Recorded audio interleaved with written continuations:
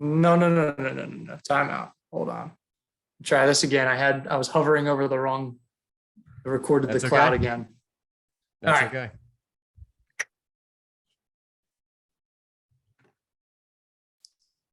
It's the Exit 52 podcast presented by Jimmy's Seafood, the only Baltimore podcast to celebrate its 100th episode this week. Guys, we made it to 100 episodes. No guest this week for episode 100, nothing special. Just us celebrating ourselves. And that's really what everybody comes for. Just us talking about ourselves, talking about other things. Guys, I will say when we started this, I wasn't necessarily confident we were going to get to 100 episodes. We just kind of started it and rolled through. And it's a pretty cool accomplishment to have this many. So kudos to us. Reflections on 100 episodes, gentlemen. We've really powered through to 100, I'll say. We almost went without taking a week off. We did take a week off like 3 weeks ago. Didn't even tell anybody, I don't think. Did anybody put a tweet out? Yeah, I did. I did. Yeah, we put it out like Friday morning because we were trying to pull it back together. We were thinking about like morning recordings. We were thinking about, and then we were just like, you know what? People are on vacation. We're just There's nothing happening. There was nothing happening. We just like punted it. It was like around 4th of July, I believe. I think it was a All-Star 4th of July weekend. Yeah, maybe. Yeah, we punted it. So in honor of the 100th episode, I just started to have a few internet connections there. Yeah, it's amazing. The beginning of this show was very influenced by your horrible internet, which has since really gone away. You know, you have some different locations you're potting from at times, but you have had no bad internet really anywhere. So it was nice to see you freeze again. That really brought me back. It's a throwback. September 2020 vibes. Yeah, seriously. Yeah, sometimes he would drop out. We haven't had someone drop out of a show in a while. And I think I hope that the listeners have realized that our technology game really has improved since we started. Like you and I are now using mics, RDT. I had a mic at one point. I kind of dropped it. I popped some AirPods in the mix. Maybe there's still room for improvement. I think we could obviously clean up the audio quality and things like that. But it used to be like people are dropping out during the show or like stopping. Me and Eric are like talking for 5 minutes as Banks is not there to try to cover up that he's not there. We're making fun of the faces that he has in the freezing of the Zoom. So, you know, that stuff is pretty much stopped. So we've gotten it together on that. And a lot has happened. When I was thinking about it, when I was driving home today, I thought we're doing the 100th show. I don't know if there has been a singularly more exciting time for the topic that we cover, which is mainly the two Baltimore sports teams, as there is right now. If you think about it, until the last 2 months, the Orioles have essentially been a non-factor on this show, except for really negative things. And us talking about the prospects, having Adley on and Grayson and DL and all those different guys and, pumping up the future. And there's been some little moments there. John Means no hitter. Now they are essentially tied for a wild card spot or close to being tied. And, they're right in it, obviously, 2 wins over Toronto. They're running them down. The Yankees could just beat Seattle. They would be right there. Tied with Tampa, a team they couldn't beat last year. So they're in a great place with many more stars to come. And then the Ravens are a legitimate Super Bowl contender coming into the year. Maybe not a top echelon, but a team that would not be surprising if they made a deep run. Pretty cool to be going into this time as we kind of, roll into our next 100 episodes. It's a good time all over again. 20. What were the Ravens in 2014? I guess you could say. What did they do that? I don't remember. They made the playoffs. They beat the Steelers, and then we don't talk about what happened in the division. All right. Yeah. It's a good time to be a Baltimore sports fan. You put it perfectly, Taylor. Yeah, I think it's really fun, and I hope that people have continued to enjoy listening to this, and we'll try to continue to up the ante for what we're doing. I think we've thrown the shows on YouTube, social media, trying to uptick that a little bit more and figure out some fun things during football season. So more to come from the X32 podcast, but appreciate everyone that supported us, whether you started at episode 1, episode 20, episode 50, whenever you started, episode 99. Appreciate everyone supporting the show. But as I said, what an exciting time here. Banks, you look like you're percolating with a thought. You lost me there. There it is. There it is. High points. What's the high point Of the show? Yeah, for you guys so far? And what's a low point? Wow, that's a really good question. You're putting me on the spot. Yeah, I think face your own medicine. I Yeah, think my high point, I think it's the Adley interview. I think that was just very cool. The fact that we got him on like super quick when we did.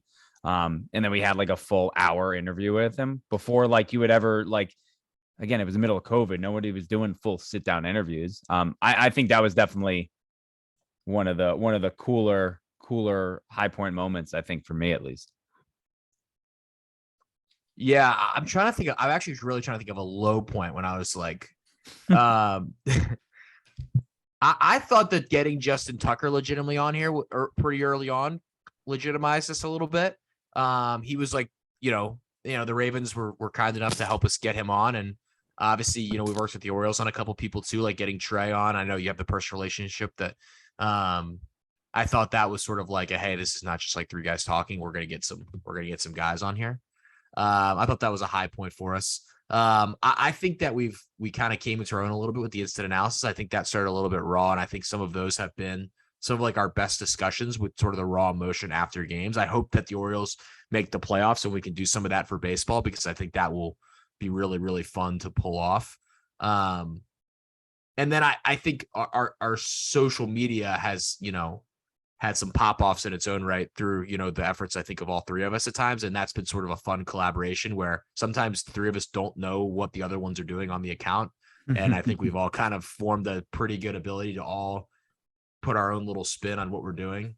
And that's been fun. That's been fun. As someone that does social media for a living, it's been fun to see like what works on the X52 account. We're getting kind of deep here, and being like, oh, I wonder if that stuff translates to like the brand accounts that you run, so that's been like a cool little playground for me to watch and see what, how your guys' sort of personalities on your accounts translate to what we do. So that's been fun. I'm really trying to think of a low point. I will say when Banks was walking through M&T Bank Stadium and I had to keep muting him, that might be my low point, which is an episode a lot of people actually liked. Was that the Chiefs week?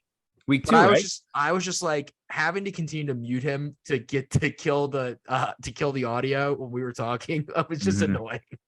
But that was interesting when we did that. It was interesting. I was like, fuck, I just want everyone to shut up around them. That was very funny. The Chiefs game, right? Yeah, I think week 2, right? Yeah. Yeah, I was going to say that was one of the high points for me. Oh, you know what the high point is?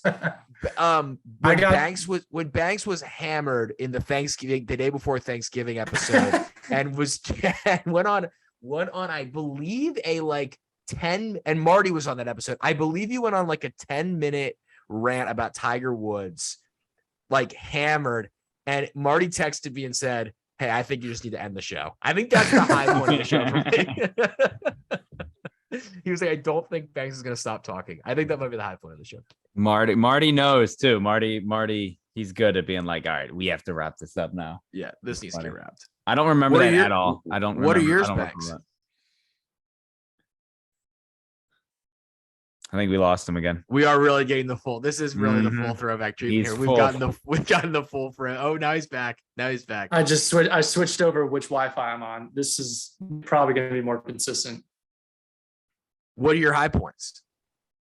High points. Well, the high point and a low point, I think, are the low point is Eric cracking a beer in my face after the Titans Ravens regular season game, and then the high point is the reciprocal when I got my last laugh on that one. I had COVID, so that was a good second one during the Titans, the second Titans that had COVID or the Titans game. But yeah, no, I echo all the things that you said. I think those were kind of the two or three guests there that really elevated us and got us to a point where people were just like, okay, like you said, like it's not just three guys talking. I mean, it really is at the heart of it, but just that we're going to get some access to some people that people want to hear from in a different way than how they usually hear them. So that's kind of something I'm proud of. And then I thought Nick Cantor medley was awesome. And I don't know that like people reacted or that got the traction that it should have, because he was awesome. Like, his stories were incredible. He really just let it fly. And I think that a lot more people, I don't know that people really expected that from him. I like, he was so well known and so beloved, like just before social media really became a thing. Mm-hmm. And then he was overseas for 15 years and wasn't on social media during any of it. And then it's just like, he's back. He's in America, and he's Nick King or Medley, and he's just letting it fly. So I thought that was awesome. Gary Williams was cool too. Yeah, Gary was cool. Yeah, it's the same thing. I sometimes, when I look back on, I do hear the turtle for Maryland, and you're like, oh my God, I can't believe I've like interviewed all these people. We've had people like that on here where I'm like, oh wow, I can't believe we like, and we've had some like weird ones where like Banks was like sitting in the car for Jacoby Jones. I was sitting at the baseball stadium at Maryland for Bryson DeChambeau. Like we have done some like very bizarre locations where interviews happened, We did Jacoby Jones from a Burger King parking lot for me. We did Cassie Calvert from a McDonald's parking lot. Max Homa from a 7-Eleven parking lot. I think those are the 3 guests that I did from just random places. Can you do Tucker from somewhere? I think I did Justin Tucker from Taco Bell. Oh. And I think I've done some other things from Taco Bell too. That might have been other stuff, but still. Yeah, we've been all over the place. The 9 to 5 used to hold the man down. Yeah, now you have all your schedule flexibility. Yeah. All right, let's get into talking about the Baltimore Orioles. What a run this continues to be. Eric, I think you put it very well. It's the best story in baseball, and it's really not close at this point. And I think we've gotten to the stage where this is no longer like fun because it's just not happened. It's now like a legitimate playoff chase.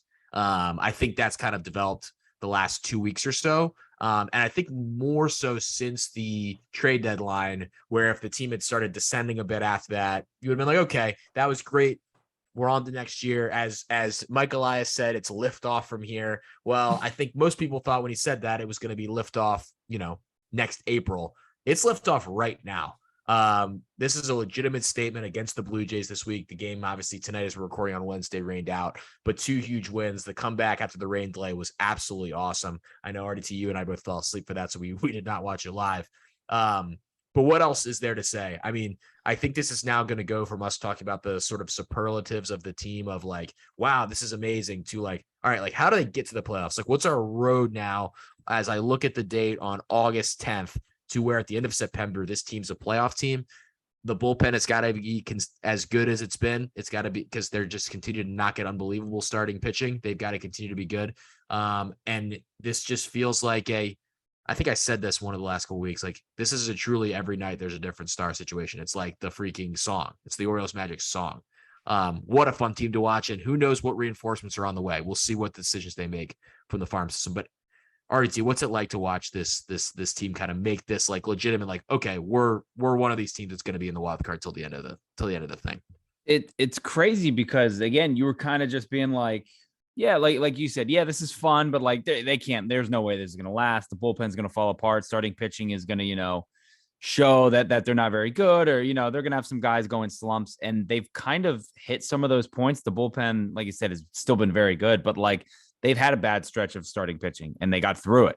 And they've had times where Mountcastle's been awful. Hayes has been awful. Mullins has been bad. Like, Trey was very bad before he got traded for a little bit. And it's like, they've weathered those storms, and they're playing about as good at baseball as anybody else in the league right now. Like they're, again, like you said it, I mean, they're 6 games above 500. Like it seemed like 2 weeks ago, we were celebrating them like they could be 500 by the 4th of July. This is going to be awesome. And now it's like, they're 6 games up. They're 6 games above 500.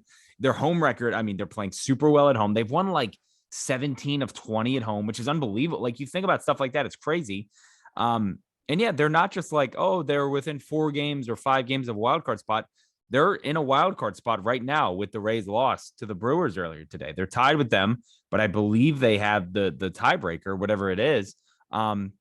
Again, and like you said, like, what's the game plan? How do you go from like, this would be fun if they're in the wild card chase? Like, how do you go from like, hey, that would be fun, but there's a legitimate shot that they can get a wild card spot? And again, not even just like the third spot. They're, I think, they're 2 games back of the top spot, and that's the Blue Jays, who they just took they just beat them 2 times in a row with the game rained out tonight. Like, I mean, I don't know what to say about this team every night. Like you said, like, there's a different star. It's Odor, or it's Hayes hitting big home runs. It's just, they've been so much fun to watch. And I know I kind of caught flack earlier in the year for being like, oh, I'm getting big 2012 vibes from this team. And people were like, no, maybe 2011, where they kind of fool around and mess some people out of, they mess them up at the end of the season. And now it's like, no, this is 2012 all over again. It seems like they had almost the identical record through like 106 games. I think they did have an identical record.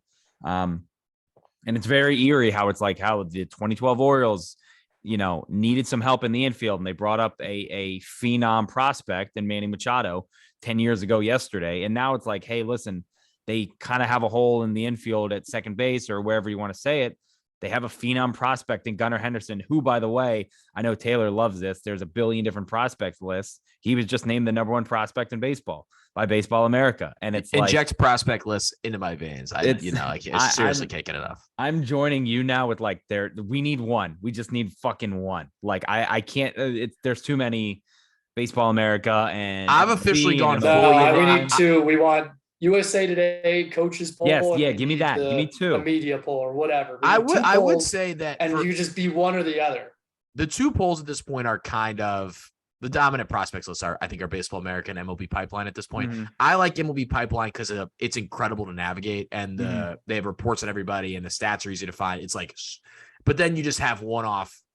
Like, you have a Keith Laws with the Athletic, and you have all those other things. You have, Kelly McDaniels with the ESPN. So like, those guys are good too. I think those are like, as the brands, the two big prospect lists, but I love MLB Pipeline. I just love the navigation. It's so good. They update it really quickly. It's awesome. And Baseball America's paywalled, whatever. Yeah. I just wait for someone to screenshot it and then tweet it out. And I'm like, all right, there we go. But again, I mean, it's just been, we said it like every week, like, oh, this team is getting fun to watch. They're not getting blown out. This team is, again, they're a legitimate good team, like led by, and I mean, you can single-handedly point back to the Adley game when he got called up. They're 38-25 in those 63 games since he came up. Like, that's a legitimate good baseball team. Like, there are teams who are not playing that well of baseball. They haven't had stretched that well this year. I mean, you look at the Yankees, who are, I think, 1-7 in their last 8. The Blue Jays are scuffling. The Rays are just falling down right now. Like the Orioles, again, they're 7-3 in their last 10. They're playing out of their mind. It's been so much fun to watch. And I think this went from, like we said, like, man, that would be fun if they're in it at the end of August. Now it's like they're going to be in it by the end of August. They very well may be hosting that 3-game wild card set. Like, that would be unbelievable. And I think my buddy Joe Pa tweeted today. I don't know if you guys saw this. I got to pull it up to make sure I'm right. He tweeted this: if the Orioles get the top wildcard spot, they would host a best-of-3 wildcard series starting tentatively on October 7th. If that series goes 3 games, which you would probably think it would, if we, being the wildcard teams, that would be Sunday, October 9th. What is Sunday, October 9th? That night, Ravens-Bengals Sunday Night Football. Could you imagine a day where you had a winner go home wildcard series, maybe at 1:00 at noon, and then you have Ravens Bengals on Sunday night? I don't know if logistically that could happen, but you talk about that would be very interesting logistically. You talk about Baltimore being back. That would be so much fun. It would be all time back. They would be very, very. I wonder if they can. Oh man, I need that to be. I would love to see those 2 teams try to figure that out logistically. That would be very interesting. The Ravens would just throw dirt on the Orioles again and be like, well, Kenny Chesney wanted to play or whatever. He'd do that opening concert. So if you have a 1:00, this is getting so putting the cart ahead of the horse, but I love this type of stuff.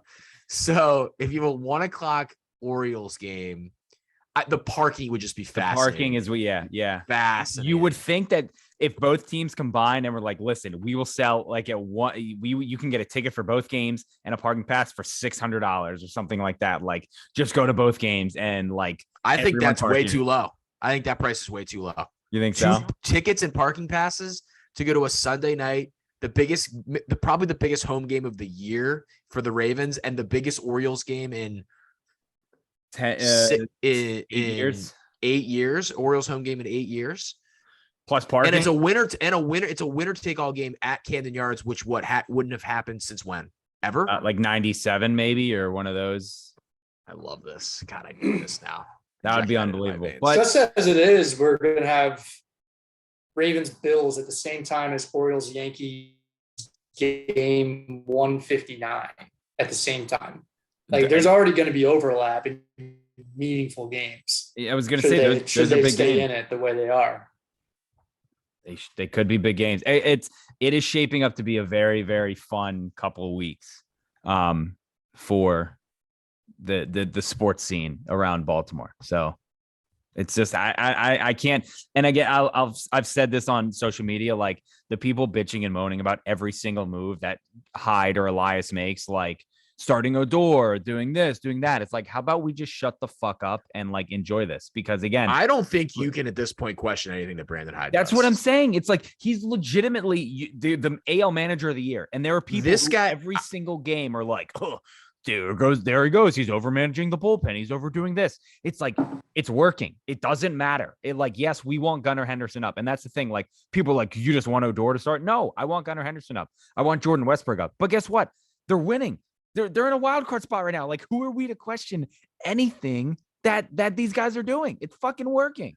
Yeah, Brandon Hyde is absolutely the AL manager of the year. It should probably be unanimous. The guy got, and I'm not putting words in Michael Elias's mouth, but this is just how you see these happen. He got the job of like being the guy that gets slaughtered during the rebuild and then fired before they bring in the real guy they want to help the team win. And yet somehow he has persevered through the rebuild. These guys can still listen to him, and he's built a team that follows his lead and plays for him. I think that's an amazing coaching job. It's like, an incredible finesse. It's the only way you can accomplish that is to go from 0 to 100 like that. Like, you can't waffle between where it's like, okay, it's coming around slowly and eventually, and then they make their move like you just described and bring in the real guy. Like, you have to go 0 to 100, and that's exactly what they're doing. Yeah. It's an incredible coaching job. It really, really is. Like, we've talked about every aspect of this Orioles situation for the last couple months. We really haven't delved into Brandon Hyde that much because so much of this discussion and conjecture became about trades and roster moves. So we've had a lot of Mike Elias talk, but man, has Brandon Hyde done a great job. I mean, just a wonderful job. And I hope that however this ends up going or however long he's in Baltimore, I hope that there is always going to be a fond place for him in like the brains and hearts of Orioles fans, because he also could have just punted on this and gone and done something else and been like, this it sucks. How many managers shoveled shit in Baltimore for 15, 20 years there? And they're just like, we just look back on like a Dave Tremble here, Sam Perlazzo, and we're just like, yeah, we think of those guys and we're like, well, those are all tied to shit memories that guy, he didn't elevate us or this, that, or the other. Like, there's just not fond memories. And like, Brandon Hyde's just taking it in stride. There were even moments where he admitted like, hey, we're losing and this is tough right now. This is really tough, but we're going to push through. We're going to, build a culture here. And that's what they've done. Like, all these vibes that are so good with the team. Yeah, it's easy to have when you're winning and everything, but this team was losing for a while this year. They were close to 10 games under at one point. Run differential was 30 or 40 under, and they've turned it around. And the whole time, I would say when they were in that spot, when they were, 9, 10 games under, whatever they were, the energy was still great. Like, the team still fought and they played hard, and it's paying dividends now. And that's like, I don't know that anyone has taken those vibes and tied it to Brandon Hyde, but that's one of his main jobs. I mean, MLB manager job at this point, to a strong extent, is no longer about, it's not that much about decision making. Like, there's tons of analytics out there that kind of make your decisions for you. And the GMs and and the people upstairs will kind of lay out a blueprint of what they think they want you to do. And a lot of managers have kind of the ammo taken out of the gun. And so it's really just a job of keeping the culture and keeping people happy and managing relationships and rating, the names in the lineup card and letting them go play. And Brandon Hyde's done that to a T. Yeah, we've talked about him over his time here. Again, he almost fought Chris Davis in the dugout like that. Again, there are times where you're like, what the fuck? Like, what is going on right now? And then there's times last year where he's chirping at Robbie Ray and he wants to fight Robbie Ray from the dugout. And I think, like you're saying, Brian, like the culture and getting guys behind him, that's the stuff where you're like, yeah, like I will play for that guy any single day, because like you're saying, managers are not managers. They're not, Earl Weaver is not, you're not going to see those guys anymore. You're not making those decisions. There's no double switches. Like, nope. You're getting a message saying, this is the guy, this is the move because the analytics say this, and with 2 outs, you pitch this guy here and you do this and that, blah, blah, blah. And yeah, so it would be very easy. He's just people say that he's just like a button pusher. And it's like, no, I think he does a good job of leading these guys and getting them ready to go. Again, they're very rarely out of a game early. They're never like, oh, well, they just didn't look prepared. Like, I think they're always up for a game. And again, it may seem easy to be like, yeah, of course they're professionals. They should. It's not easy because again, you see these guys get worn down, and every night it looks like they're having more and more fun out there. Again, regardless of it's Odor, Bautista, Trey, when he was here, all of these guys. The home run chain is as weird as it is. The home run chain rejuvenized this team too, as much as it did with Adley. Like, it's just, it's a hell of a job that he's done. And like you said, AL Manager of the Year should be unanimous. Your boy Booney up there is just choking it so hard. Oh gosh, Taylor, it's been a rough day. Couple weeks. Been a tough couple weeks for Booney, but he said it to the team. They're unfazed and they know where they're going. Yeah, they're going golfing in October. Oh God, I know, you hate to hear it. Booney, real quick. God, can you imagine if there's a scenario where we get Yankees, Orioles in the ALDS? Oh baby, that would be something. Booney and Judgy. 2012. If you saw the video that our buddy Ryan Blake, who does Orioles Fan Problems Twitter, he was sitting behind the Orioles dugout last night when Odor hit the home run. He has Odor coming right down the line celebrating, and then he pans over and it's Mike Elias and Sig Mejdal in the middle of the crowd, and they're like, Elias just has the biggest smile on it. It's an awesome video. It's like just a sick video of Elias and Sig kind of like looking around, with people going nuts at 11:30 on a Tuesday night with an hour and a half rain delay, and people are going nuts, and he's just going like, yeah, like this is it. Like it's awesome. The adult version of ESPN at the Little League, the Little League World Series. It's like the adult version of the dad going crazy, 100%, and just gleaming with pride. Absolutely, Elias has his shirt unbuttoned down to like his 3 buttons down. It's awesome. Like, the guy's just the coolest guy in the world. And again, it's like. You cannot question anything he's done, because he's given Brandon Hyde shit rosters before. This roster was not great. It's still not that great, and they're finding ways to win, and they're winning 58 wins. I think the over under, people were tweeting me today, they got it at 60 before the season. It's like, hey, congrats. Insane. Like, go collect free your money right now. It's nuts. Yeah. Again, there was that article that said like Vegas is afraid of the Orioles because they were like bankrupting a lot of their, not bankrupting, but they were straight up taking money from them. Yeah, I think that the to close the book on the Brandon Hyde part of this, like, I included this, and I don't necessarily think this is wrong in retrospect, gave a lot of credit to the rejuvenation of the team, to the culture being changed by players, which, good teams, have players that are leaders. I said, you keep Trey around for the next 3 months because, he's the guy, he's your leader, and you've got to keep him around. And I still believe in that.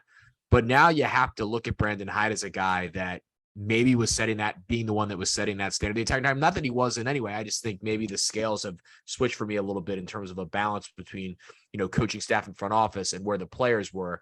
And that is much more maybe in unison than maybe I thought, and maybe I should have thought that, the way they've now turned it around.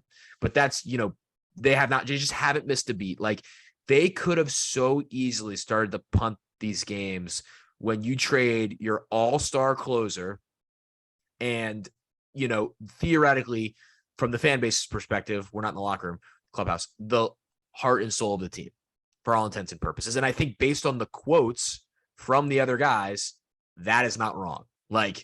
And you saw it from the quotes of Jorge Lopez, who was like, I didn't want, in a manner of speaking, I didn't want to leave. This is become a family to me. This is more than a team. And you're like, okay, is this going to break up that family? Oh no, it just made them even stronger. And they just continue to win. And Felix Bautista just steps right on up and takes on the closer role and is now making his own name in Baltimore as, the big guy who just throws absolute heat. And then I have to give these offensive numbers. And this is just in August. So this is, the Orioles will play 8 games in August. So it's not a huge sample size, but you're seeing we talked about this earlier in the season. It was the pitching that was getting, the bullpen was so good, blah, blah, blah. Some of the offensive numbers now are really coming around. Adley Rutschman in 8 games this month is slashing 346, 541, 500. He's walked 11 times. He has 2 strikeouts. Taron Vavra is batting 400 since being called up. Ryan McKenna is batting 333. Anthony Santander 313. Cedric Mullins 313. Jorge Mateo 296. Ryan Mountcastle 290. Those are now real offensive numbers. That's a real offensive team that's slashing as a team in August, 284, 361, 389. So you have these guys. This is without, as you said, a lot of the position player prospects. You now have Vavra and Rutschman as sort of this new crop. Obviously, Mountcastle and Austin Hayes, and these guys were all prospects at one point for the Orioles. But that is they've got a legitimate offense now that can beat you, a lot of the ways down the lineup. It will be interesting to see if the thought is you keep waiting for the bottom to fall out, and this just continues to now be considered. There's 2 consistencies for it to be a fluke. The Blue Jays writer from the Toronto Sun or whatever that fucking loser. Said that they're not. I just don't know how you could watch them play against the Blue Jays, who are a great team and went to the deadline and bought and are trying to win every single year and, haven't necessarily put it all together, have a ton of young talent, ton of exciting young talent, including a guy that's been, up there among the most exciting prospects in baseball and Vlad Guerrero Jr. Finished second in MVP last year. And they're rolling into Baltimore, and the Orioles, get punched in the mouth last night, sit in the clubhouse for a couple of hours, and then just come back and roar back and beat them. I mean, it's just super fun to watch. The bullpen continues to be amazing. What a job done by just everybody involved. We've talked about this for a while. It's fun to be positive about the Orioles. And I just was driving today and I was like, what a team, what a story this is. And you summed it up well as I started the conversation with in your tweet saying there's just really no better turnaround story in baseball. And I feel good for everybody involved in the organization that they're getting to experience it. Ravens preseason Thursday, when you guys listen to this podcast, it's going to be a Ravens game day for the first time since last year, preseason game against some team that plays from Nashville. You guys want a little insider scoop? Sure. Titans are supposed to land at BWI at 7:30. They got here at 10:15. So wow. Hope that moves. If we'll there's see if a that moves little the line. grogginess or, if things are off, be like, hey, they got in 3 hours later because of the storms, obviously. But That's a shame. yeah, it is. It's not great, but odds are stacked against them. But I don't know what we're going to glean a ton from this first preseason game from a starter's perspective for the Ravens, because as John Harbaugh announced, there's not a lot of key guys playing in this game. But one of the fun things about preseason games is seeing the back end of the roster battles, who emerges as favorites. I think one of the fun things we watch will be this huge group of undrafted wide receivers and guys that are under the Batemans and Duvernays of the world, and see who kind of emerges in that group. And then watch a lot of some of these young corners and guys the young players are the fun guys to watch, I think, in this first preseason game, if a lot of guys are sitting out. But I think a relative, except for the Tyler Linderbaum injury, a relatively, unless I'm missing something, guys, and sometimes my brain is, forgets things, a relatively quiet week in Ravens training camp. And I think that's a good thing. I think Justin Tucker extension. Justin Tucker extension. Yes, we have to congratulate Justin Tucker extension. Absolutely. But a quiet week from a, negative slanting news perspective, which is always good, I think, in an NFL training camp. Yeah, there's just John Harbaugh talking about some of the injury timelines. And I think some people just kind of assumed that guys were going to be back week 1 or fully up and at them and playing. The David Ajabo thing today was bizarre. A little bit bizarre. That was a weird quote. Yeah. I mean, I think there was just some like misinterpreting of the quote, and then it got like reinterpreted. There was just weird Twitter stuff on that, but like I don't know why anyone thought that like it was like that he was just going to be back midseason playing would have been such an aggressive timeline just in general. Yeah, so it's his I think everyone timeline, and that's what it just should be. Like, wait on David Ajabo. Just act like he's not playing this year, and if he plays, he's a first round Giant pick in bonus. 2023. Yeah, correct. It's a top 5 pick in my eyes. So look at it that way. You had a I top think 5 you get grade on him? Yeah, that's the grade I've got on him. Clear cut top 5. Velociraptor with a fighter jet strapped to him. Wow. I love that. Yeah, he's probably my one edge on my big board for 2023. So he's gonna be flying up those mock drafts in no time. I kind of already can't wait for the draft to get Spencer back on here for that. That was unbelievable. We might have to have him on multiple times to talk about the draft. And we don't even like talking about the draft really as much on this, but God, that was entertaining.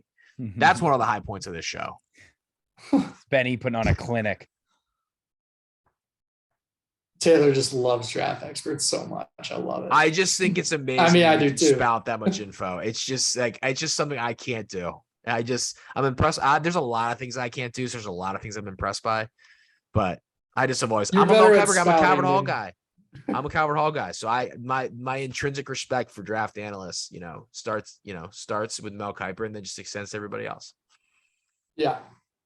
Well, I think there was some Gus Edwards news of sorts that came out today too, just in terms of where he's at. He's a little bit behind Dobbins. I don't know whether that was expected or not, but John Harbaugh said he should be raring to go by the end of the season. He should be at full speed, whatever. Some people were like, oh, what, end of the season? Like, what is that crazy? But what does it matter? Like, we're playing, come on, like, we have running backs. Once they're healthy, J.K. Dobbins, hopefully he's going to play week 1. But even with that, we signed Mike Davis for a reason. There's a lot of that camp buzz about Justice Hill and what he's doing, and Tyler Beatty brings some stuff to the table too. Like, we're going to be okay if Gus Edwards is not out there week 1. We're going to be okay if he's not out there week 5. We want him down the stretch when the weather's cold and running downhill on teams and making them tired. He's going to be fresh. He's going to be 100%. Everybody else is going to be 75, 80%. He's going to be shugging downhill on people. So don't get worked up about Gus Edwards. I'll say that much. Yeah, I mean, I guess on the other side of you, J.K. Dobbins did come back to practice, which was great to see him back out there. Yeah, I agree with you. I think the Ravens are going to end up when they need to be in a good place from a running back perspective. They will be in a good place. Like, it might not be week 1, but in the dog days of the season, I think those guys are going to be back to 100%, and the running game is not going to be an issue. So I would agree. In terms of any worrying about that, I think people need to kind of pump the brakes on that worry. I think we're going to be fine. Yeah, Eric, do you have an idea of how many guys are playing on their end? I don't think any. I know they said like Henry's obviously not going to play. I know I was reading some stuff tonight just about like obviously Malik Willis is going to take like a majority of the snaps, which probably is how it's going to go. I other than that, I have no idea. Like, I didn't even realize until today. I was like, oh, that's right, there's a game tomorrow. Because again, I've been just I feel like I've been talking about how it's going to sneak up on us and how many days it's been away for like 9 days straight. And it literally snuck up on us. We got football in Baltimore tomorrow. Yeah, because I like looked up and I was like, I said something at work and I was like, oh yeah, tomorrow, August 11th. And I was like, wait, that's the game. Like, that's the Titans Ravens game. And I was like, holy shit. That's a football game. It'll be 60 minutes or it'll be one football, 4 quarters, 15 minutes each. It's going to be great. It's going to be great. Yeah. But no, I have no real idea. I don't even know. I mean, I'm sure I'll watch some of it. Bird's got a big game in Boston, but yeah, I'll tune in, I'm sure, for a little bit. Like to see some Malik Willis. The first preseason game it sneaks up on me every single year. It just there's never a time where I'm prepared for that first preseason game. And after that, they kind of you kind of start to raise your level of interest. And I know there are going to be people tomorrow that are fully, and I will watch the game tomorrow, but like have been fully locked in on this coming for weeks. I guess get interested in other things during the summer and training camp comes and you're thinking about, I'm always thinking about college sports. So I don't necessarily think about the Ravens, like first preseason game. I'm like, oh shoot, the parking is going to be worse tomorrow because I have to drive home through. But again, I think part of that is, again, because the Orioles are good, because normally by the beginning of June, you guys, not you guys, but people in Baltimore are like, see that depth chart. Like, what are we doing? What are we doing? No, you can say you guys. I have been one of those people for at least 4 years. Yeah. So I would check out and not watch the Orioles from pretty much the All-Star break on. Yeah, and again, it's they didn't deserve it, but I think like we piled on. It's a good problem to have where like people aren't really caring about Ravens preseason football. Not saying that you shouldn't care, but what's great is right now I have a White Sox Royals game that I'm actually invested in right now. Not because of gamble, it's just I'm rooting against the White Sox because they're a couple of games behind us. Yeah, it's like that level. That's what makes baseball races so fun. Oh. I mean, I've been scoreboard watching for a week now. Like I'm rooting for the Yankees today. I'm tweeting out 27 rings. Like I tweeted out Fire Boone today because I was all hyped up after the let's win take it easy. night. Let's take it easy on the Fire Boone. 1-7 your last 8, so they'll be fine. I don't know why Cashman traded Jordan Montgomery. It's almost like he's a conspiracy against Booney, but that's for another podcast. It's our Yankees talk podcast. I need to get myself on a Yankees podcast and just trigger Yankees fans with my Aaron Boone support. I think that would be enjoyable. Banks, is there one or two guys that you're excited to watch tomorrow? I have one after you're done. That specifically pops to mind. I mean, I'm excited to watch the front seven on the defensive side. I think I mean, it's one of those things where how much you're going to get in terms of like seeing who's got what, but just for training camp as a whole and for as the season goes on, like Odafe Oweh, like I really think he's going to have a great year, and I'm excited to see how he's progressed and how he's taken the leap in year 2. Offensive side, Tyler Beatty a little bit, and I'm looking for maybe Tylan Wallace and James Prochet to show me a little something, because this is a big opportunity for them to get some more snaps, get some more attention, and kind of duke it out for some back end roster spots. Prochet, I mean, seems to have carved out that wide receiver 2 position, which is a pretty big jump given he's only got a handful of catches in the NFL so far. So I'm excited to see Travis Jones. I'm interested to see how many snaps he gets. Mm-hmm. He continues to sound like one of the standouts of camp and feels like he could be an absolute steal with a 3rd round pick. And we said that on draft night, and I think that's been said since he got picked. He could become a very important piece of a Ravens, as you said, defensive front 7 that I think the most questions on the team are about the defensive front 7 to a certain extent. Is always going to have to now carry a lot of the load. The linebacker depth has been kind of wishy-washy, and I don't know if it's getting talked about a ton, but if more linebackers go down, the Ravens are going to be in a weird spot. Vince Beagle was a guy that was playing well in training camp and went down. So just kind of everyone that occupies that defensive front 7, I think that's the right answer. And Travis Jones specifically as a guy that, can maybe be one of those, the Ravens have always sort of on their good teams had those kind of like space moving interior linemen. And I think Travis Jones has got a chance to be that and help free up linebackers and guys to do some work. I've also enjoyed the Tony Jefferson renaissance during training camp. That's been very, very enjoyable. Guys just like, intercepting all the passes. So good for him. Yeah, him and Kyle Hamilton obviously is the big watch for everybody.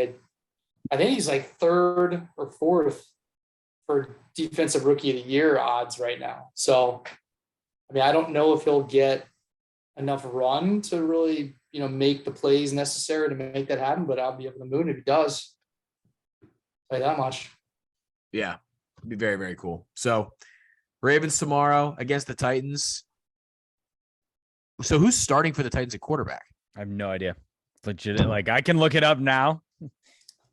Again, I've realized earlier today the game was like I'll look up their Titans beat writers and all that. It's could be Logan Woodside. It could be Woodside. I know I guess technically there's two. He's second on the depth chart. Yeah. So, but Malik Willis, like you said, it makes sense for him to get a ton of snaps. You can't imagine they're gonna start. Oh, I do have this. They're going to be wearing white jerseys and blue breeches. Oh, great. How about that? I'm excited on Titans. From the Titans, I want to see Chigakonkwo. I think Chigakonkwo is going to play last snaps. Tannehill has been talking him up all camp. So from like a Terps point of view, he said like this guy's just built like a machine. Like I can't believe that he was around when we drafted him. Like it's some high praise for him. So I'm excited. There's actually some multiples. If you're in the stadium or watching the game as a Ravens fan, there's multiple local intrigue here. So you have Chigakonkwo and Sam Okuwanu, who both played for Maryland, who are both going to get snaps in this game. And then Calvert Hall's Chance Campbell, who used to play, who played at Maryland and transferred to Ole Miss, he is also playing for the Titans. So all of those guys are going to play tomorrow, you would think. Unless I'm missing an injury. I certainly could be. I'm not tracking Titans camp. Campbell's mom is rookies. Campbell's mom is my buddy's boss too. Like he texted me like during the draft. I was like, oh, my buddy's mom, like my boss's son, like may get drafted. And then he texted me like 2 minutes later. It was like, oh, just got picked by the Titans. So yeah, that's a cool story. Some local ties. So yeah, so that'll be cool. I'm excited to watch. I will watch more deep into the game, I think.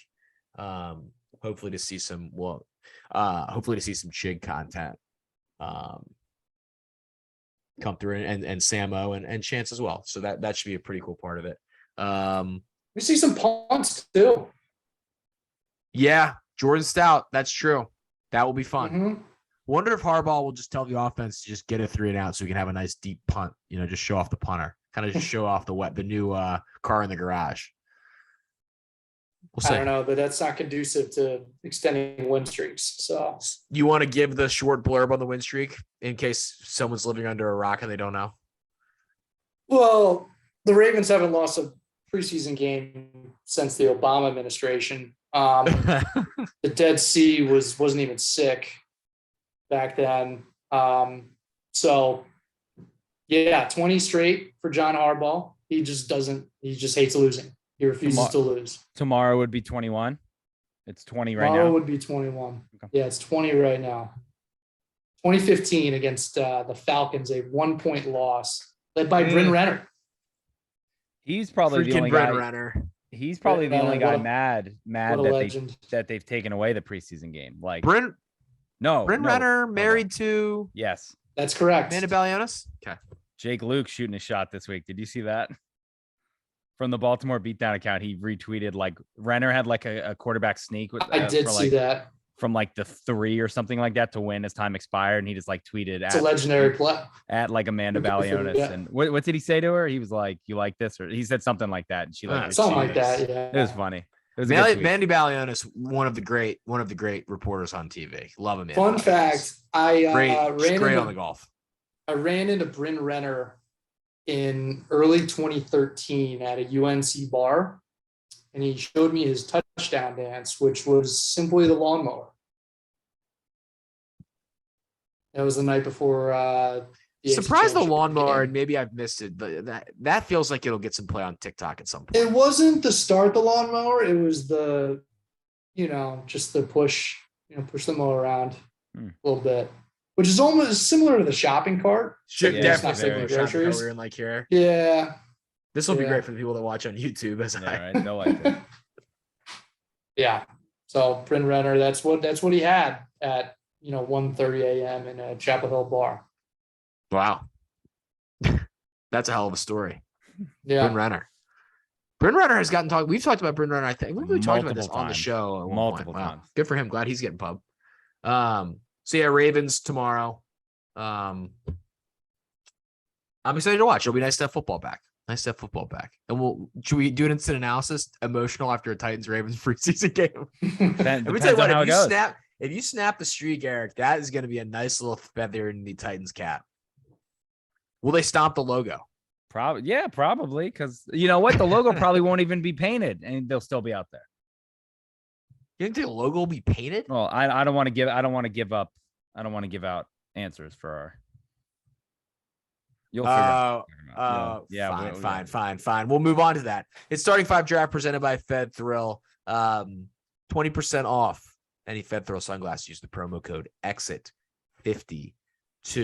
I don't think we really need to tell you why to get Fed Thrill anymore. The sunglasses are great. It continues to be unbelievably hot outside. I mean, what is going on? The weather, can I just say this? The weather in Baltimore this week, last week or two or so, has been horrible. Awful. It's 100 degrees, and then at 5 o'clock every single day, there's a severe thunderstorm. Literally every single day. Today, it went on for like 3 hours. Mhm. So last night, my car got banged up in one of them in College Park in the Great College Park storm a couple of weeks ago. What a horrible time for the weather. I had a guy come to my house to look at my AC compressor on my roof when it started raining. So we could work around that. Wow. We had our AC out here at our house a couple of weeks ago for like multiple days. I had to go sleep at my parents' house. It was overbearingly hot here. Ours is on the struggle bus. It's currently 75 in here, and I feel like it's 95. Like you've got to get that addressed. It is. It's only on the top floor though. Like on this floor and the basement, it's fine, but the bedroom floor is. I got 2 fans going on me. We got Joe's fan going full blast. It's not great. It's a Sears commercial. It is. It's. I'll call now. I'll call today. I'll call now. I love that commercial. It's so that or it's such a classic. Every day this week, I've woken up to a text from my buddy, and it's just been the TikTok of the "It's Always Sunny" episode when it's Wally being like, "Oh, it's a hot one, huh?"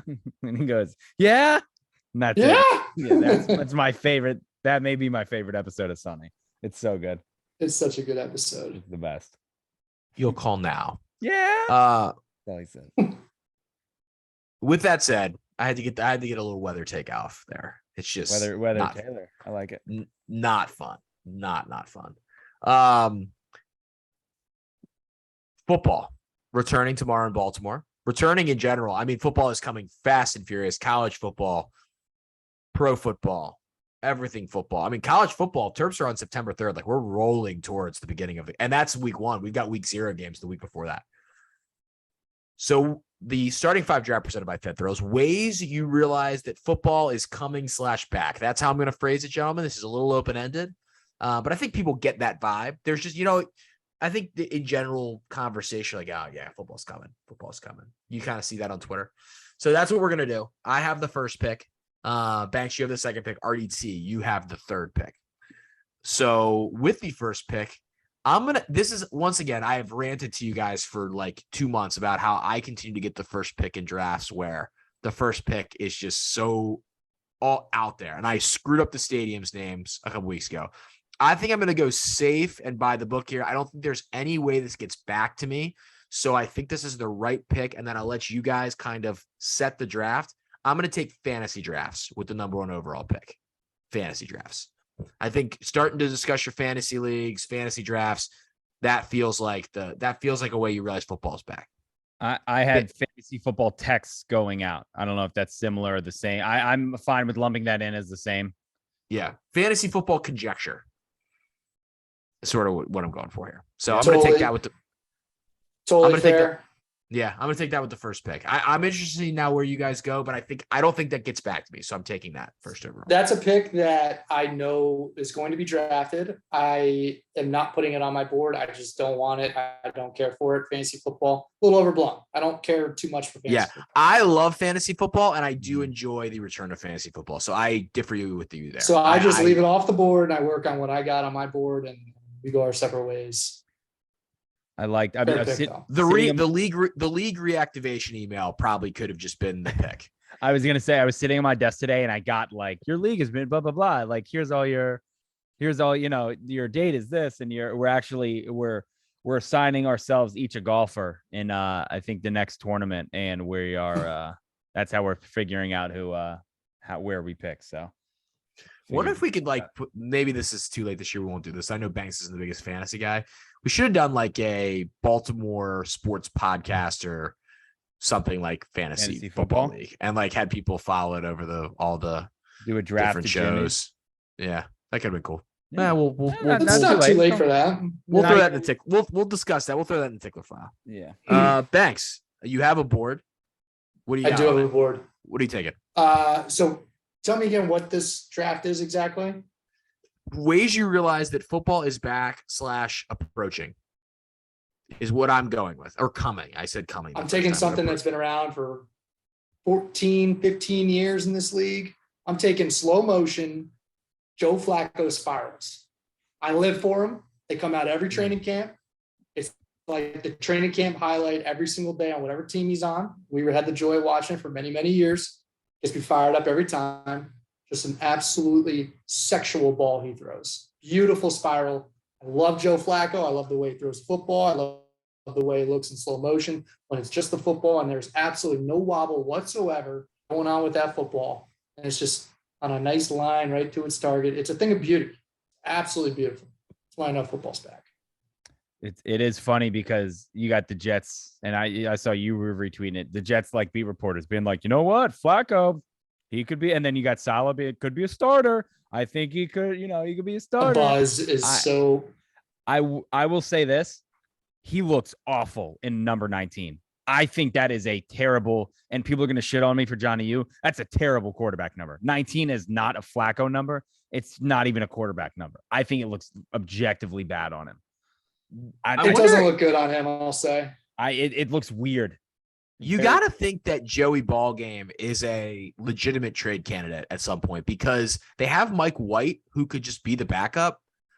They really could trade Flacco if a quarterback could turn around the league. If a quarterback could turn around the league, Joe Flacco will get traded at Seattle, man. Like, he's better than Drew Lock. That makes a lot of sense. Like, why do the Jets need Mike White and Joe Flacco? Mm-hmm. It's all about Zach Wilson. That O-line. Yeah, I mean, it's also Zach funny. Wilson's going to get hurt with that Becton. Yeah, Becton. Yeah, the Jets. I mean, the Jets are just going to be the Jets, but it's It's interesting. I love that the Jets just straight played in and just putting highlights of their backup when they have a guy they're trying to push as their star quarterback. They had the sense to know Joe Flacco's so much in the lexicon that they just posted a Flacco clip. It would do well on social media. Love that from the Jets. Love that. Good job by them. RDTF 2. I will go ways you can tell football is back. Beat reporters or anyone at training camp. Everyone tweeting out the same exact quotes from a head coach during a press conference, like fucking clockwork, being like, Lamar Jackson missed camp because this today. And it's just 15 tweets of the same people. And it's like, oh, they all put their own little spin on it. I think it's just like, all right, we know you're all hearing the same thing. And it's just every year it just gets flooded with it. Yeah, I mean, that's consistent. That is, and that's with every sport. It's spring training. It's Orioles do it. It's everybody does it. Everyone in sports, but it's how you know that football is back. My second one is I'll kind of go the same way. Grainy footage from reporters 50 feet behind the sideline of a play, just being like, look at this. And you can't really see it because they're on ground level, trying to video over. And it's just like, what are we looking at? And it's just the same thing from 18 different angles. That's my look at Trayvon Diggs. Look at Trayvon Diggs. Yeah, getting burned. That's why he was a first round pick. Or on the other side, undrafted free agent, blobbity blue, just blew up this first round pick. And then everyone just gets worried. And it's the Kyle Hamilton thing, but it takes place in training camp. We had one where Jared Bernhardt, the former Maryland lacrosse player last week, made a really nice catch down the sidelines. What a story Jared Bernhardt is if he can make the team. He's probably going to be on the practice squad. But yep, that stuff's fun. Yeah, that's a good one. That's a good one. Banks. I am going to take fights, just fights straight up. And with that, people arguing on Twitter about how dumb it is to fight in football helmets. I can't believe you would punch someone in the helmet. Right there with it's so stupid to hit somebody in the face with a helmet. Whatever, dude.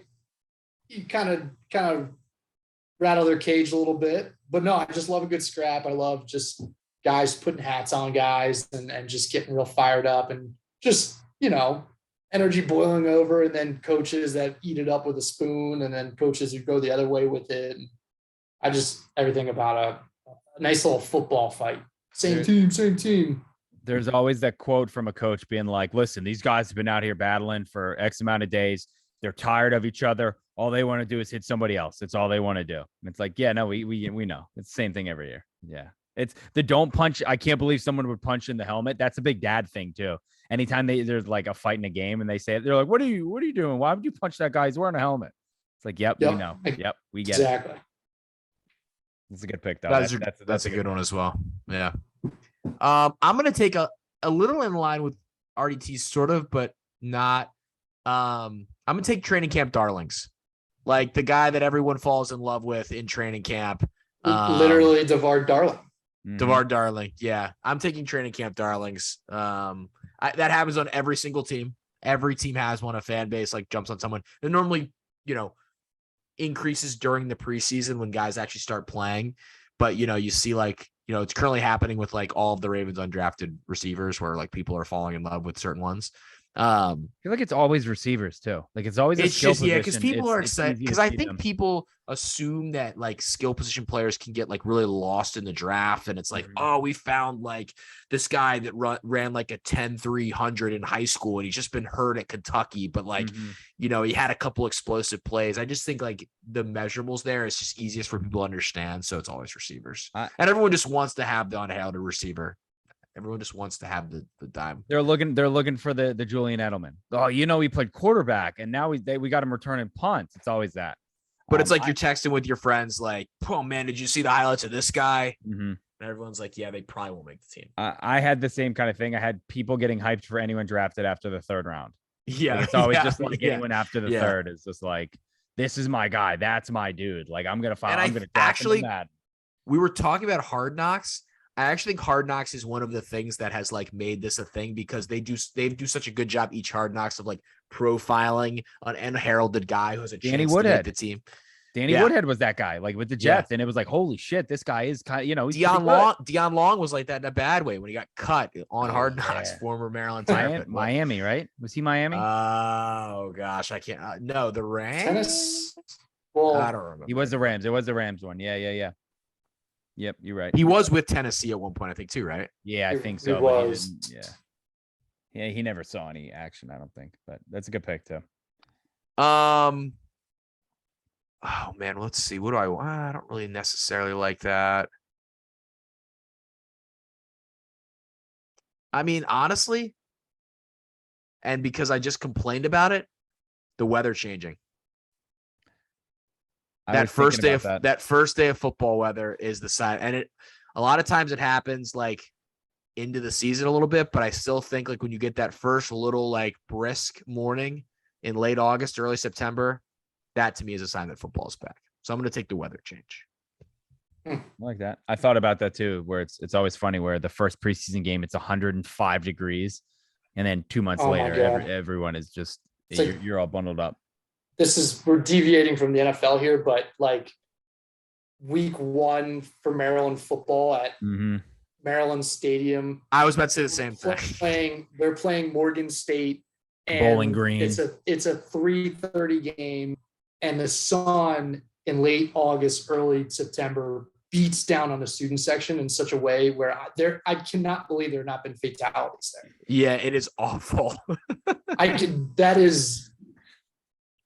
There has been so much sunburn experience there from just unsuspecting students. Especially freshmen who just don't know. A lot of freshmen, the stands are angled in a way where it's just, it's brutal. You get no relief in there from the sun at all. Like that is exactly, our minds went to the exact same place. It is so hot in there for we play Buffalo week 1. I'm sure it'll be 90. It'll be so hot. But yeah, the first brisk one where I like wake up, and I'm actually thinking college football too, because I like wake up and like go to like if we play a noon game and I like get up and I have to go at 9:30 or whatever, or 9, and I walk out and it's like the first week was like 75 when I walked out, and this time it's like 60. I'm like, yeah. Banks. I think I'm just gonna take Hard Knocks. So Hard Knocks has gone through this evolution where it's, it started with the Ravens and it was a big hit, and it was a big hit for a long time. It was appointment television, and it's kind of fallen off a little bit last handful of years. And I feel like it's like the internet pendulum that constantly goes back and forth where it's almost like the Nickelback thing where, people just shit on Hard Knocks. And now it's kind of swinging back where it's like, oh yeah, remember Hard Knocks? Hard Knocks is pretty sweet. And I think it got off to a great start last night. Dan Campbell just was cut out to be filmed by HBO. And Jamal Williams too. Like that guy's a lunatic. I think his crying must be was a little forced. Maybe a little forced, but he might also be related to No Sean Moran. Who knows? Yeah, that's true. I for the record, I like the first episode too. I watched it before. I'm always a big Hard Knocks guy. I will watch anything mic'd up. I said like you could mic up a JV boys baseball team, and I'd watch like a season on that. I think anything mic'd up is just so good. So I've always been. And again, we talked about it. There are down years. People try and force stuff, and you can tell when it doesn't work. But like the Ravens one was great. It was like the Jets one with Rex Ryan. Let's go, let's go eat a goddamn snack. Antonio Cromartie, forget his kids' names. Not knowing kids' names. There's some classic ones like that. So, but every now and then you get a dud, and it's kind of like, all right, we'll just get me to the season. Like I don't think I finished the last Cowboys one. I think that was it. But yeah, it's a good pick though. I am a big Hard Knocks guy. My next one, I will go ways you could tell football season is back. People bringing girlfriends, wives, or kids to these preseason games because they know that they're not going to waste a ticket on them during the regular season. Like my dad used to always bring my brother to the season game, being like, we're going to sit there for 2 minutes. We're going to go to we're going to go to the souvenir shop, and then we're probably going to leave. Like it's a huge, like you can always tell like girlfriends get the invite to the preseason game versus the Redskins. And it's like their Super Bowl. I knew so many people who's like, it's so on point. The girls' Super Bowl was the Ravens Redskins preseason because they could just go and talk so much shit during the game. And it's like, this game doesn't mean anything. I would usually go to a game with my dad, a regular season game at some point, and it would move all over the map. And some years we didn't go, some years we did, but you can guarantee every single year I was going to Redskins Ravens. Mm-hmm, mm-hmm. And that it was like sold out. There were 90K at FedEx and 70 some at M&T. But that'll lead me to my next one, and I will go. I kind of want to combine this one. Seeing random jerseys / seeing the blue Ravens jerseys. Like you can always count on like the fake counterfeit blue Pittas out there in Fed Hill, or like they're always Willis McGahee's. There's a ton, or you'll see, and this is just for all football. You'll see Chris Cooley's. You'll see just a billion different types. Champ Bailey's jerseys come out of the woodworks. Like everyone throws on a random jersey or the fake one from China that they get. You can't tell from far away if it's an Eli Manning. My buddy Jeremy over in Delta Chi, he's putting in this order over in China. Get you any player, $25. Absolutely. If we get 50 jerseys, it's 20 each. You know who was a big selling jerseys guy? My buddy Greg Merson. Just was slinging jerseys, probably from DH Gate or China, some back in high school. But yeah, again, it's just the jerseys that you see for preseason football. It's again, like you'll see a billion Willis McGahee's, but you'll see definitely some passed down bowl wears, and they're always like just random guys. Like you see your Flaccos and your Lamars, but it's just the most random people that you can find, like a Chris McAllister. And you're like, oh, it's actually a decent jersey, and then you look at it and it's blue and it looks like a Giants jersey. So, thanks. I'm going to take beat reporter box scores during practices. They're going, oh, yeah. I got him at 12 of 20. 17. Yeah, I got him at 12 of 20. What was your numbers? And they just go back and forth. He hit a long one, but man, great play made by that safety on that one. They're also big. Ball hasn't hit the ground yet. Like that's a big ball's not been put on the ground. That's what you like to see. That's good. No mistakes made by the offense today. Let me tell you what, that was a defensive dominated practice.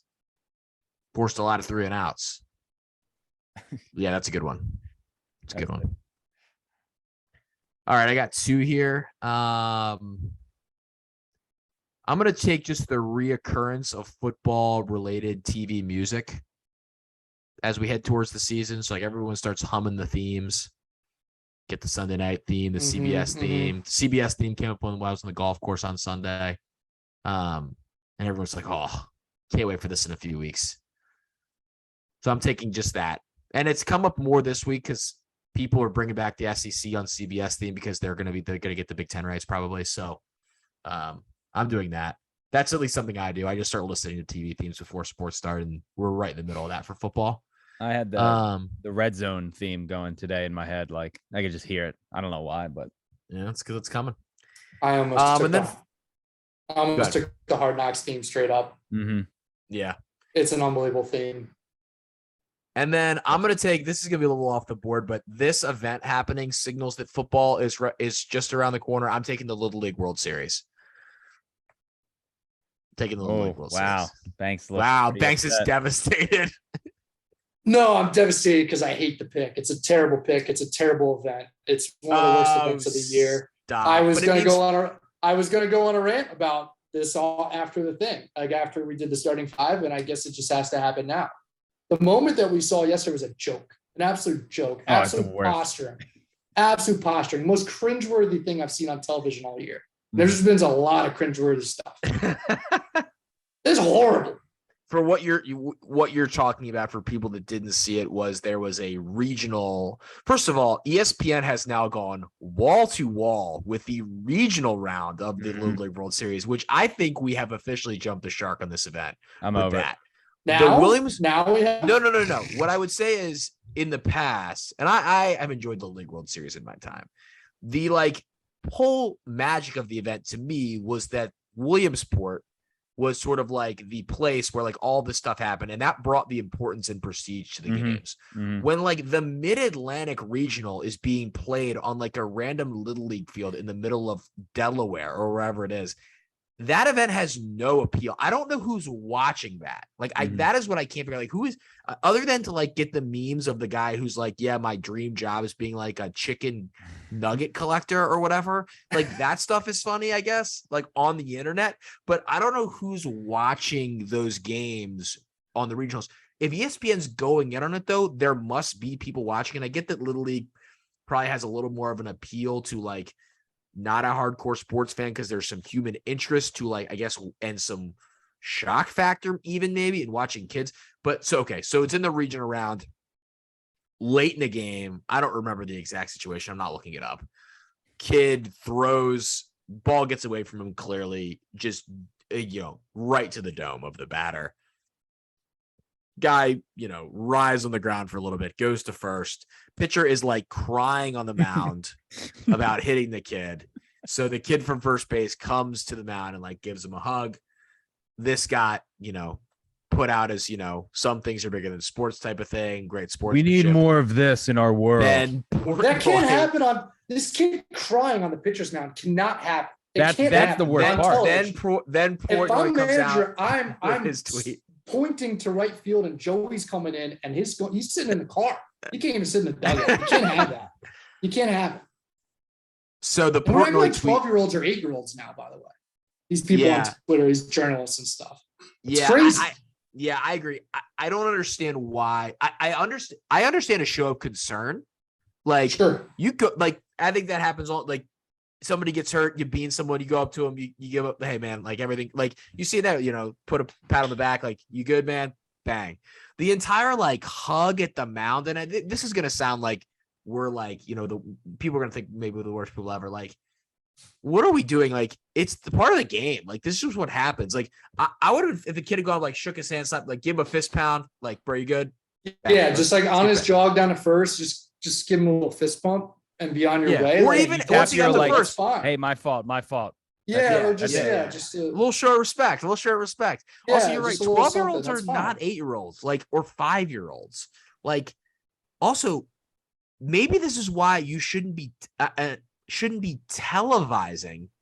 This is what I've never understood with the League World Series at the regional round. Why those games are being televised, and I guess ESPN is just building up support for the main event, but This is why sticking 12-year-olds in high-level competitive situations on TV, no less.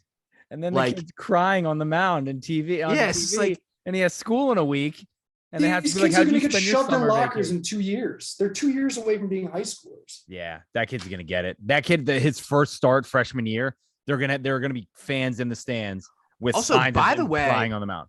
By the way, I guess like if that kid had gotten like stretchered off, I mean, okay, like that. Yeah, but yeah, like okay. he Like- got up and went to first. Also, no concussion check or anything for that. Yeah, kid. like what are we doing? Tell the truth. Like, yeah, tell the truth. I mean, what are we doing? The kid got absolutely lit up. I will say the Little League World Series has one of the great things in the history of sports, which is the Little League to MLB conversion on the pitch velo, which is just one of 77 miles an hour, that's so cool 102 with from that. 60 translates to 105. Yeah. 12-year-olds Amazing. also should not be playing from 60 feet and 46 feet from the mound. And well, they're this is not. like- the best ones aren't. This is a The different best ones aren't. conversation. This is a different conversation. This is like It's the a heart of different baseball conversation, take on the But conversation. it is. But the best baseball players at that age have not been playing Little League baseball in 25 years.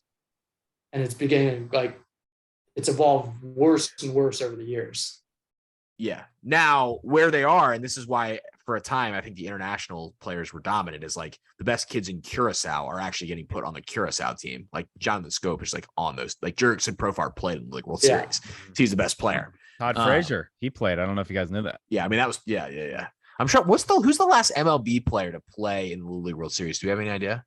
There's the a most- guy, There was somebody that just got drafted this year or two there was years ago. There was a guy who hit a home run, like a walk-off home run this like week, who also hit a walk-off home run in Little League World Series, and they were saying like they put literally a side-by-side picture, and it was kind of cool, but I don't know his name. I will say this pick was not a commentary on the quality of the Little League World Series, but simply that event ending. The means timing football of the event. the timing. It is like the last. It's like this and the U.S. Open for tennis, depending on when that starts, or like the two events I equate with like footballs around. Sort of the PG, sort of the FedEx Cup, but not really. That's moved around on the schedule too. Too much. Yeah. And now the MLS All-Star game, which happened to me. Banks, your last pick. Shannon Sharp wanting his restitution. That's my pick. I want restitution. I want my restitution. It's a good one. Yep. I like it. I'm so glad we did get to the Little League World Series discussion because that was an amazing Twitter firestorm yesterday. Yeah, It was kind of a classic, fun Twitter firestorm too. Like it wasn't that political. Although I can't believe this is where we're at though. Like I couldn't believe what I watched. I could. Yeah, I could also. too. It was It's also just funny. The high fives around the base pass is just vomit worthy. That is horrible. When someone Oh. gets a jack hit off them and other players are high fiving them, like, are you competitive? I would have never done that. No, I would have never. got. As this is someone I got into a fight in a good game line once. Like maybe that's not, as like around the same age. Like let's be a little competitive here at the Little League World Series. If you're gonna stick them on TV, let's be ruthless. There's a Mhm. business. I Also, want balls. NIL money for these kids, maybe. They're not getting a piece of that money. There's something to say for that, by the way. Talk about getting exploited. I mean, This is they're a not seeing great a cent. point. They're not even seeing a cent. They're getting like free. I don't even know who makes the jerseys at this point. Saudi Arabia is going to kick off a youth baseball league. That's interesting. Danny Almonte That is is- like I am. playing Hasn't for Saudi Staten Island. Arabia been in this tournament multiple times They with won- the, Oh, with yeah, kids? They for won sure. it. The kids on the army bases. They've played Yeah, they had games some in kid this who was tournament. like 6'7" one It was year. massive. It Yeah. was like 5. Yeah, that was like 6 or 7 years ago. It was Let me massive. tell you what, Live Little League is something I would watch. Can you imagine? Shotgun starts, all the games start at the same time. Golden sombrero. Wow.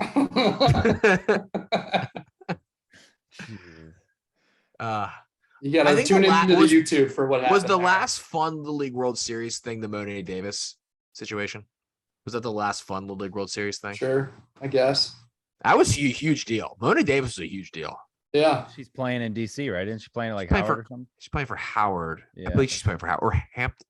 She's playing for a Yeah, MEAC one of school. those. I don't know. She's playing for a MEAC school. Yeah. One of those. Wanted to play basketball UConn. Did not happen. Yeah, I haven't. When the Pennsylvania teams are in, that kind of is fun because Williams, there's it can be 30,000 people at those games. Mm-hmm. It's sneaky closer to here than people realize. It's 2 hours. I've always wanted to see it. Orioles are playing the Red Sox there at the Little League World Series Classic or whatever this year. I legitimately want to go up for that. I think that would be neat. Yeah. When is that? Fun. I don't. It's got to be at the end of August sometime, right? It's got to be. Heard a peep that thing is coming.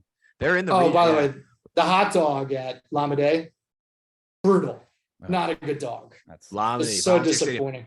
By the way, speaking of special games, the Field of Dreams game is just horrible. Horrible. That's a bad job by Major League Baseball. How do you put those two teams in that game? I guess you have to have one of the Chicago teams in it.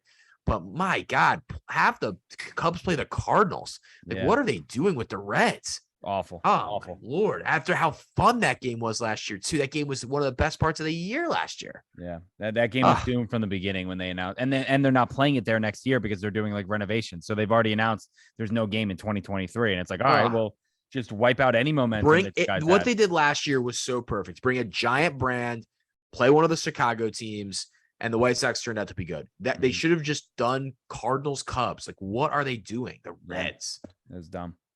Yeah, let's finish this draft. One more, RDT.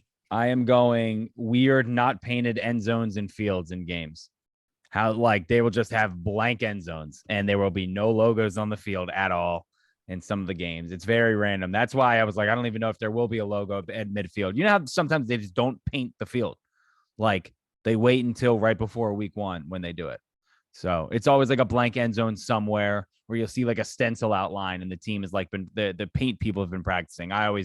That always just throws me for a loop because I'm that entire end zone is just grass. There's no paint on that. So that always. The one thing is you see it, you don't see this anymore because there's not as much crossover with the stadiums, but you would see a lot of MLS lines on stadiums during the preseason. That'll happen in Foxborough for sure. Yeah.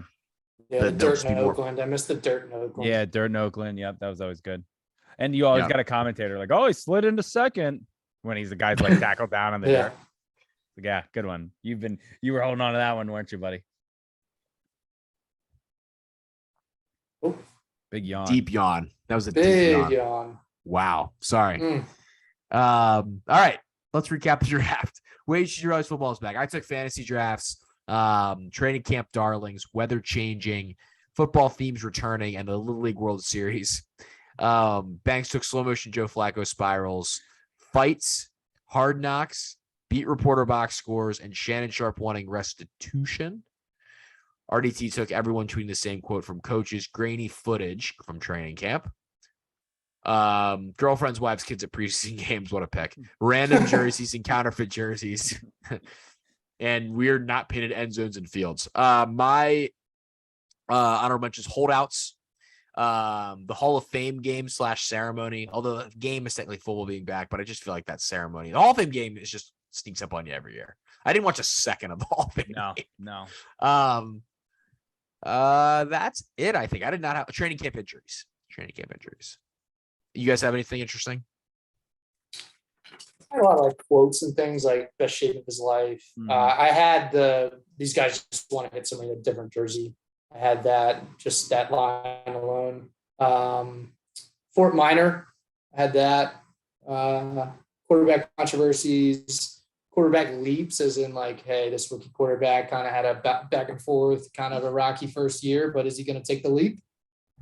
Madden ratings. Yep, had that. Packers and their bicycles. And then Ravens winning every preseason game. I had bars pumping out come out and watch the game, blah, blah, blah, being thinking that people want to go out and watch those games. Here, host your fantasy draft here. Yeah, yep. I had fantasy texts go out. People get hyped for anyone at draft after the third. Bitching about starters being in or bitching about people not playing. There's always people are always bitching about one side of it. One friend group always drafts fantasy way too early and then bitches about a guy getting hurt.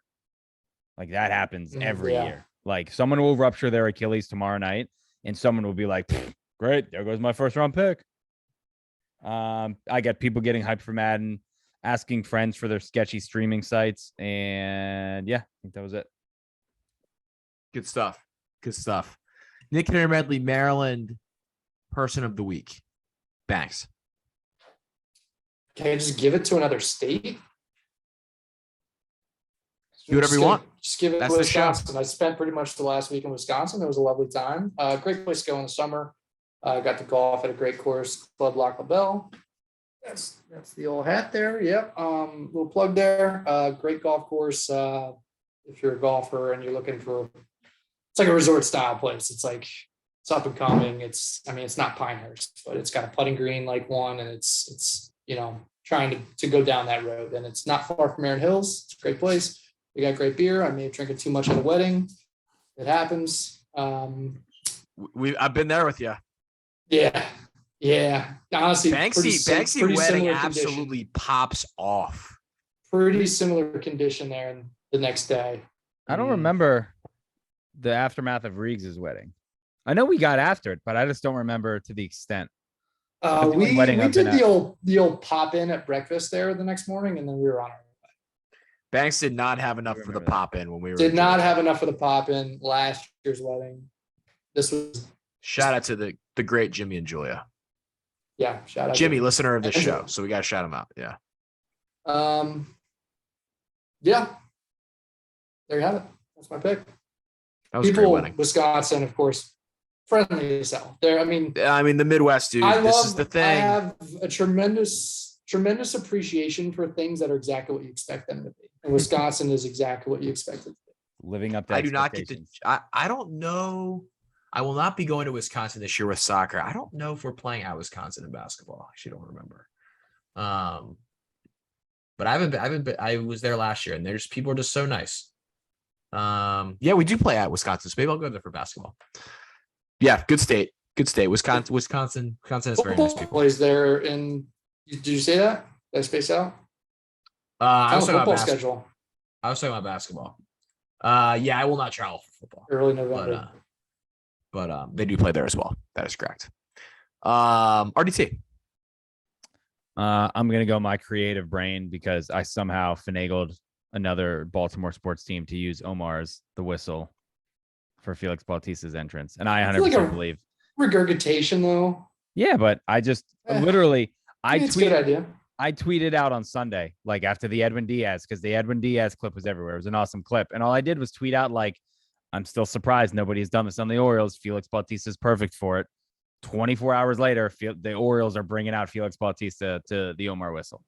I need a definitive clip of the Omar Whistle with Felix Bautista because the sort of bootleg stuff I was watching, I don't feel like you get any effect from it. The Edwin Diaz video from last week where the camera walks behind them is an amazing video. Mm-hmm. Like that place is popping off for him.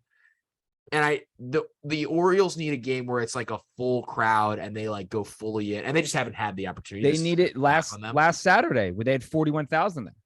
That would have been the perfect one. But Baltimore had some buzz last Saturday downtown with their Orioles. It was fun. It was cool. I was like at the bar. People were like watching the game. Bars like filled up after the game. It was kind of cool. So I did talk to someone on the social team with the Orioles. They said that they couldn't do a video because the song rights. There's something with the song. And they were for like, sure. And I also don't think that this game the other day when they tried it was the right game to do a video. Well, no, because again, I blogged about it this morning, and people are like, "Oh, there's 5,000 people there," and it's like, well, yeah, again, it was an hour and a half rain delay on a Tuesday night. Like, yeah, there's not going to be a lot of people there. No shit. But yeah, it's if they do it right and if they incorporate everything right into it, I think it could be awesome. But again, I'm convinced that squeaky wheel gets the oil, and I think that somehow it got there because I just don't think it's a coincidence that 24 hours after I tweeted it, they did it again. So I thought that was kind of cool. And again, it fits Bautista. It's perfect.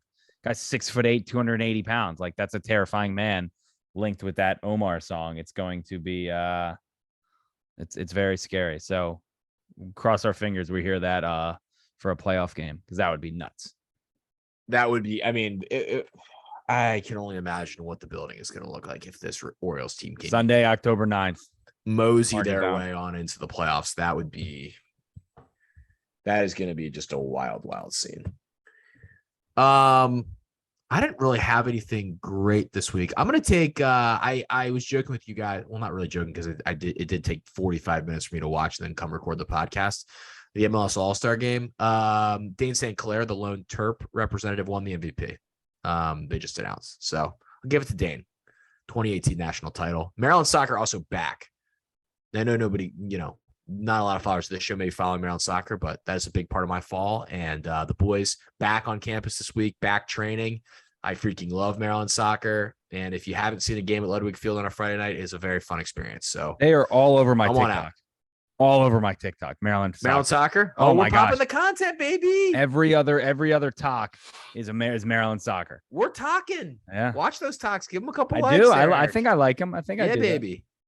Yeah. We got some football TikToks going on. Football's coming back. Terps can be good. Could be a fun fall for the Terps. Terps are Brandon Walker's favorite play, I think, of the year, over 5.5 wins. Don't sleep on how fun the Terps offense may be. Easy money. Yeah, it's very easy. He had one of some of the most passing yards in Big Ten history. Yeah, like 6th most. Behind a lot That's of crazy. Names everybody knows. Yeah. Man. Could be fun. Come to a game at Maryland Stadium. I'll go in for my place of employment here. Got to protect them, but full offensive line. If that O-line is any good, they're going to be awesome. They're back. All 5 starters are back. Yeah. Let's go. Come on, baby. Come on, Terps. Come on, Terps. Come on. It's all coming together for Maryland sports. Baltimore sports, DC. Just say DMV. Just say DMV. Piss off somebody.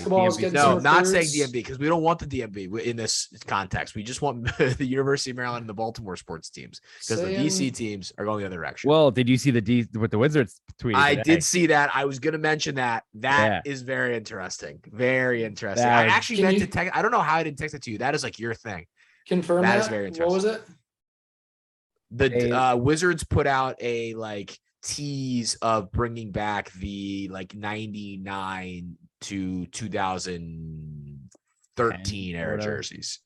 Or maybe before that, maybe the 10. white, the blue, the gold. The blue, the gold. That. Yeah. Yep. Yeah. Oh. I mean, they're going to bring it back. They're clearly bringing it back. I mean, I don't know why else you tease it. They changed they changed the avatar and all that to the old logo and everything. Yeah. Yeah.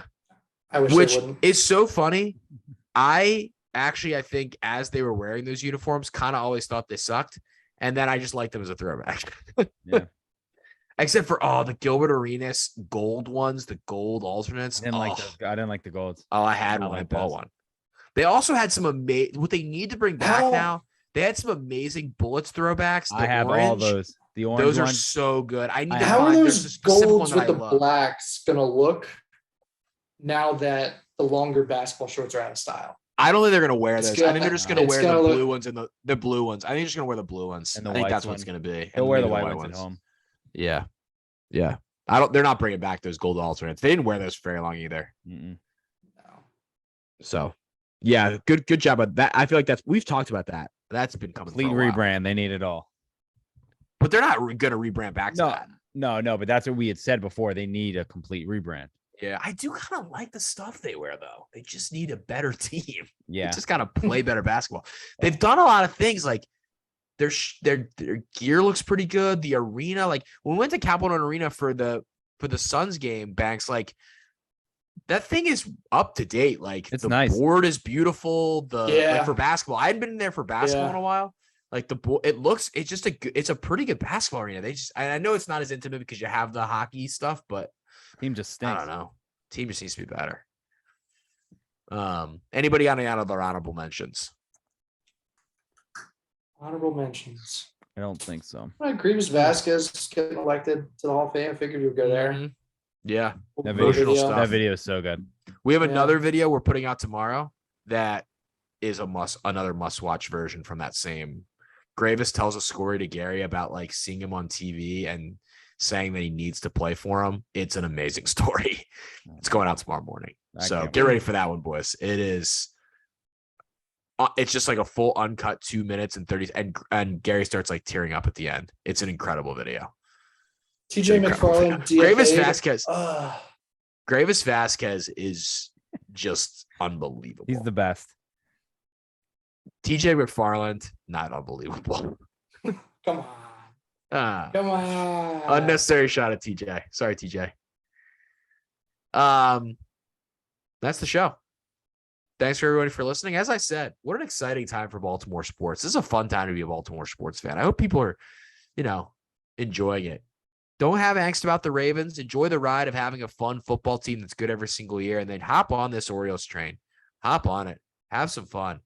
And to hop on both those trains, you need to follow the two kings of Orioles and Ravens Twitter. And here's how you do that. Barstool Banks, at Barstool Banks on Twitter. You can follow Eric at EDITTI22. You can follow me, the king of MLS All-Star Games Twitter, at TaylorSpy10. You can follow the podcast at X52 on all the social media platforms you can find. You can support our sponsors, Bed Level Midnight, X52 merch, Jimmy's Seafood, the best joint in town.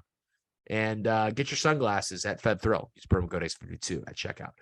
That is it for this week's episode of the X52 podcast presented by Jimmy's Seafood.